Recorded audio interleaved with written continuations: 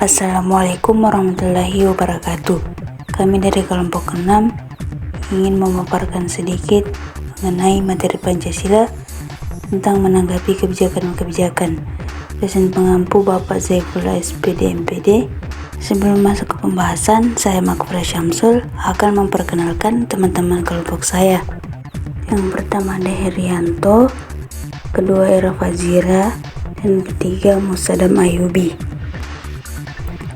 Baik, kami akan menanggapi 3 bentuk kebijakan. Yang pertama, kebijakan impor beras dan ketahanan pangan Indonesia. Yang kedua, anggaran DKI, kasus lem Aibon dengan anggaran senilai Rp 82 miliar disebut pengamat seperti terciduk oleh publik. Ketiga, ada suasana layanan BPJS Kesehatan usai Jokowi naikkan iuran 100%. Kebijakan yang pertama, menurut kami bahwa ketahanan pangan sangat penting untuk Indonesia. Dalam konteks ini, impor beras bisa digunakan sebagai salah satu cara untuk memastikan pasokan beras yang cukup dalam situasi tertentu, seperti cuaca buruk atau penurunan produksi. Kami berpendapat bahwa terlalu bergantung pada impor beras dapat membuat negara rentan terhadap fluktuasi harga dan pasokan di pasar internasional. Ini bisa menjadi risiko jika harga beras dunia naik tajam. Kami berpendapat bahwa kebijakan pemerintah harus mendukung petani beras lokal untuk meningkatkan produksi dalam negeri dan mengurangi ketergantungan pada impor. Kami setuju bahwa penting untuk mencari keseimbangan antar impor dan produksi dalam negeri, sambil memastikan pengawasan yang baik terhadap distribusi beras dan mencegah praktik-praktik yang merugikan petani dan konsumen.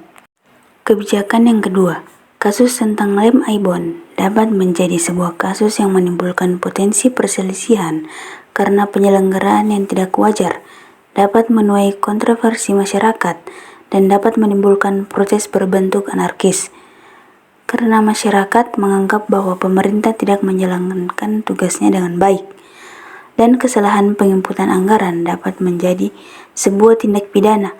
Adanya kejanggalan dari kasus lem Aibon ini perlu diadakan penyelidikan secara dalam sehingga kasus ini dapat segera ditangani, terutama apabila ada unsur kesengajaan yang mengarah pada tindak korupsi.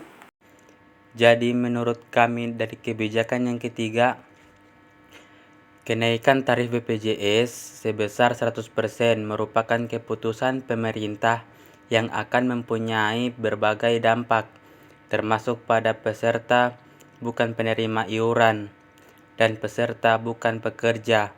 Evaluasi efek dari kebijakan ini perlu mempertimbangkan berbagai aspek, seperti dampak sosial, ekonomi, dan keadilan. Penting untuk membicarakan kebijakan semacam ini dalam konteks yang lebih luas dan dengan melibatkan para pemangku kepentingan. Itulah tadi tanggapan kami mengenai kebijakan-kebijakan tersebut. Lebih dan kurangnya mohon dimaafkan. Wassalamualaikum warahmatullahi wabarakatuh.